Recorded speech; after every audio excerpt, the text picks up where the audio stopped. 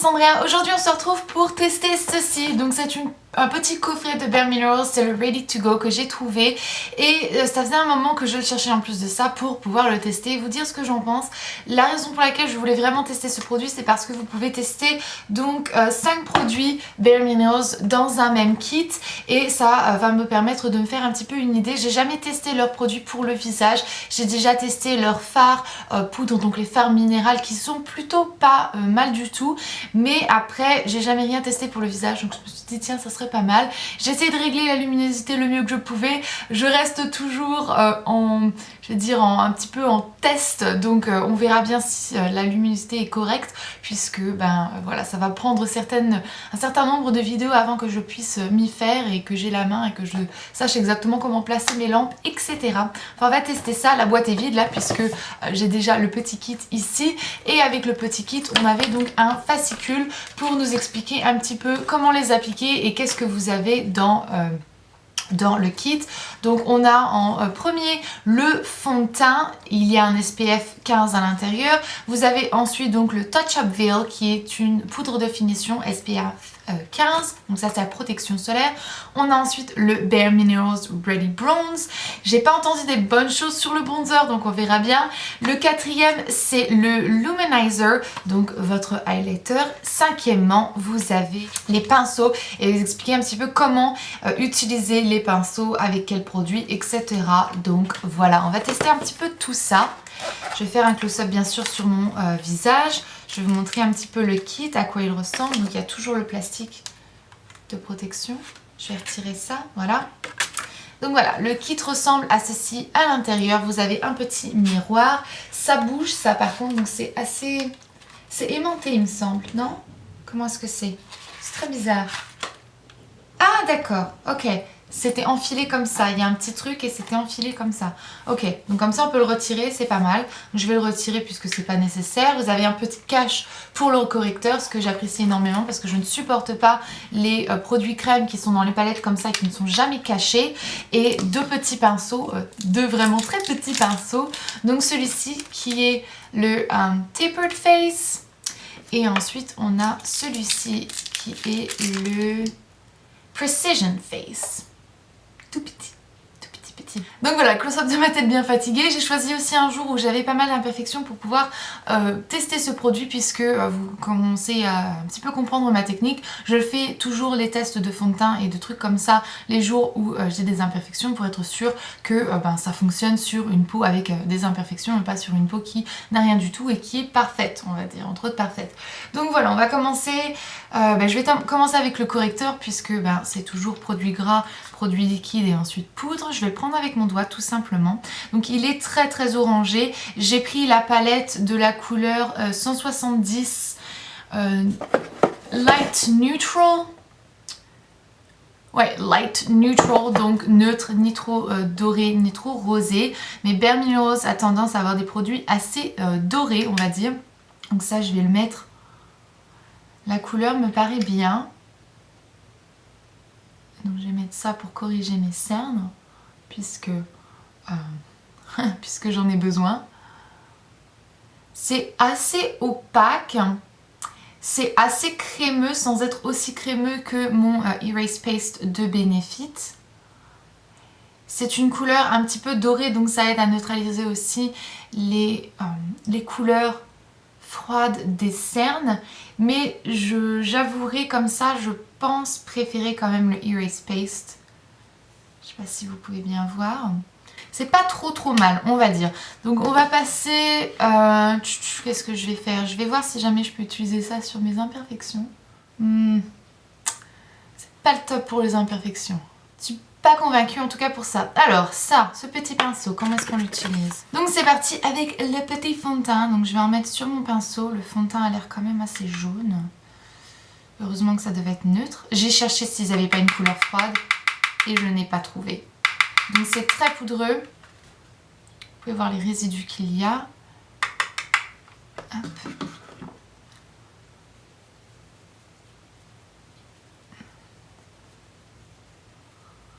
Et j'ai entendu dire qu'il fallait vraiment insister et bien appliquer le produit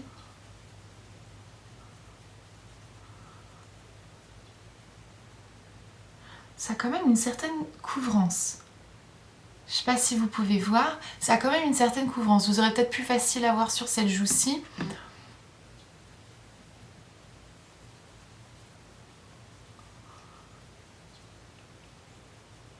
Bon, avec ce petit pinceau ridicule, on va mettre 6 ans, hein, mais il fait son job. Donc, je vous fais un close-up de ma joue. Vous voyez toutes mes cicatrices, on va voir si jamais ça couvre bien.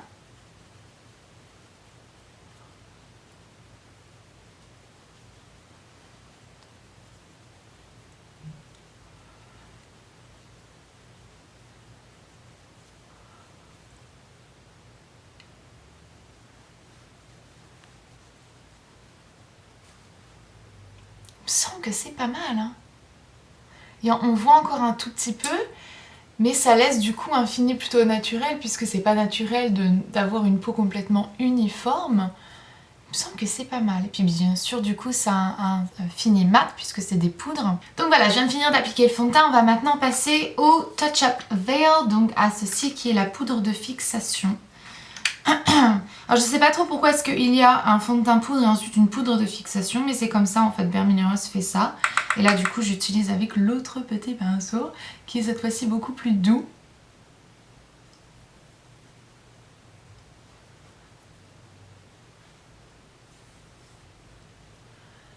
Ce que je peux voir en tout cas du fond de teint, c'est qu'il a une assez bonne couvrance, mais je vais pas dire que si on avait des grosses imperfections, des grosses rougeurs, ça serait le produit, puisque appliquer du correcteur sur la peau avant d'appliquer une poudre comme ça, et du fait qu'on est vraiment en train d'insister sur la peau pour que ça rentre et que le fond de teint s'étale correctement, ça ferait glisser le correcteur en dessous, donc je ne pense pas que ça serait vraiment le truc si on avait des grosses imperfections à couvrir et que du coup on devait mettre du correcteur sur le visage.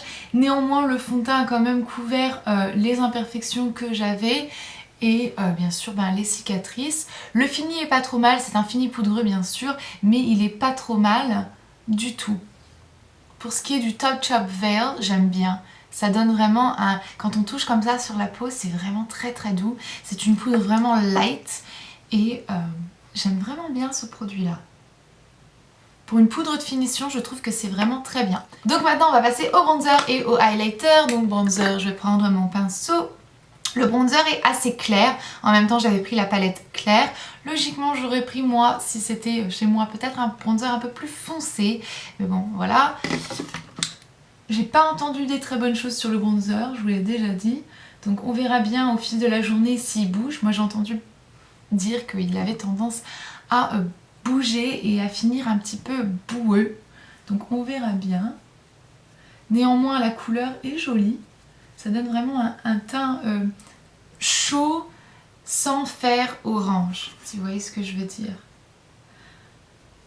Pigmentation est un petit peu moins concentrée que certains bronzers que j'aime utiliser, comme le Hoola par exemple, ou le Bahama Mama de The Balm. Et finalement je vais mettre une pointe d'highlighter, donc où je le place d'habitude. Et finalement je vais mettre donc une pointe d'highlighter. L'highlighter est un peu champagne, j'aime beaucoup, ça change. Très jolie couleur. Bon. En train d'essayer de voir, il est joli, mais il reste très naturel. Très doux, très naturel. Moi j'aime bien les trucs qui donnent un effet waouh, highlighter, visage mouillé. Donc c'est très très très naturel, mais en même temps Bare Minerals est un petit peu fait pour avoir des maquillages plutôt naturels. Donc, ça donne l'impression que c'est la peau. Donc voilà. On va mettre un tout petit peu le long de mon nez. Donc voilà. Il a une jolie couleur, mais pour moi, pour mes goûts, il n'est pas assez brillant. Je trouve qu'à la caméra, on ne le voit pas. Pourtant, je dois l'appliquer quand même pas mal. Donc voilà, je viens de finir le reste de mon visage, c'est-à-dire crayon sur ma muqueuse supérieure, mascara, un petit peu de blush, donc c'est le Hourglass que j'ai mis, et du rouge à lèvres. Je vais un petit peu tester le produit, bien sûr, donc je reviendrai dans plusieurs heures en fin de journée pour vous en parler, vous dire comment il est, s'il a bougé et à quoi ça ressemble, vous faire des close-up, etc. Il est 10h46 et donc voilà, je vais revenir vraiment en fin de journée pour vous donner un constat un peu plus large, on va dire. Là maintenant, qu'est-ce que j'en pense? Je trouve que le fini est pas mal, quoiqu'il reste quand même assez poudreux. C'est pas un fini que j'apprécie plus que ça, mais au fur et à mesure que les heures vont passer, mon visage va regresser et du coup ça risquerait de changer un petit peu, ce qui n'est pas une si mauvaise chose. Malgré tout, ça ne fait pas du tout d'effet cakey, je trouve que ça a un aspect assez naturel quand je me regarde comme ça dans le miroir. Ça n'a pas couvert toutes mes imperfections à la perfection, haha, jeu de mots, mais c'est pas trop mal. Je vais vous dire que c'est vraiment pas trop mal. Pour ne pas avoir appliqué de correcteur, je trouve que c'est assez bien. Et maintenant, pour ce qui est du confort sur ma peau, je vais vous dire que c'est pas aussi confortable qu'un fond de teint liquide. J'ai l'habitude du Naked Skin de chez Urban Decay qui est très confortable, et là très clairement je sens qu'il y a quelque chose sur mon visage et je sens que c'est un petit peu asséchant. Malgré le fait que j'ai une peau grasse, je trouve que c'est assez asséchant, donc je vais voir, je sais pas si ça va changer, je sais pas si ça deviendra un peu plus agréable avec le temps, mais là pour les peaux sèches, je recommanderais pas. Là comme ça, après 10 minutes de l'avoir appliqué, je ne recommanderais sûrement pas pour les peaux sèches. Donc on verra bien, je reviendrai et je vous en reparlerai à ce moment-là. Donc moi voici pour l'update final, il est maintenant 6h exactement, donc 18h, et je vais un petit peu vous donner mes impressions plutôt, pas mes aperçus, mes impressions, mon opinion, qu'est-ce que je pense de ce kit du fond de teint, comment ça s'est tenu, le bronzer, l'highlighter, le concealer, etc. Donc on va commencer du début à la fin, donc la façon que j'ai appliqué. Donc premièrement, le concealer, je ne l'aime pas du tout. Il était plus ou moins opaque, on va dire, c'était pas mal quand je l'ai appliqué, mais après en fait ça a vraiment vite fait filer dans les plis, même si je l'ai poudré ça filait dans les plis. J'ai pas trouvé que ça faisait vraiment très flatteur et honnêtement, je sais pas, je ne le recommanderais pas du tout, c'est pas un super concealer, on peut pas l'appliquer trop sur le visage parce que ça ne fait absolument rien et c'est quelque chose d'un peu trop gras pour être appliqué en fait sur le visage pour corriger les imperfections. Et pour ce qui est des cernes, c'était pas assez opaque on va dire pour mes cernes à moi qui sont vraiment assez marquées. Donc voilà, petite déception avec le correcteur. Maintenant, le fond de teint c'est plutôt bien tenu et c'est assez dur de vous dire si c'est grâce au fond de teint ou si c'est grâce à la poudre de finition que j'ai mis, donc le Mineral Veil ou je ne sais pas comment ça s'appelle, je ne sais plus.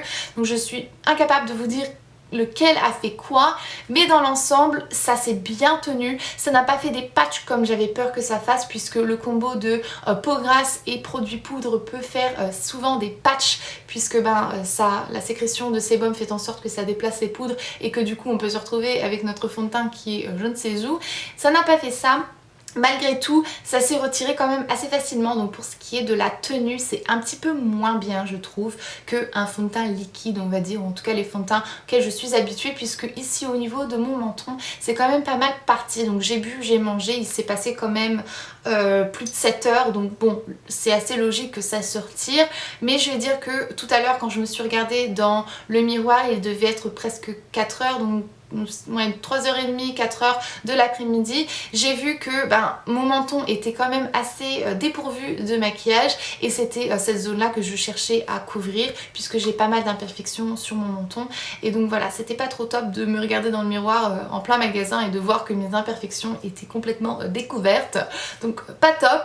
Maintenant brillance etc, c'est pas mal du tout, bien sûr c'est un produit poudre donc c'est logique que ça absorbe quand même un minimum la sécrétion de sébum et que du coup ça reste quand même un peu plus mat qu'un fond de teint liquide, et là c'est le cas. Je peux vous dire que honnêtement là je brille un petit peu, mais c'est le résultat que j'aurai après avoir appliqué mon Naked Skin d'Urban Decay, si vous voyez. Donc ça a vraiment ce fini ici, c'est dewy naturel, ça ne fait pas un aspect gras après autant d'heures d'avoir appliqué le fond de teint, donc là honnêtement c'est pas mal du tout.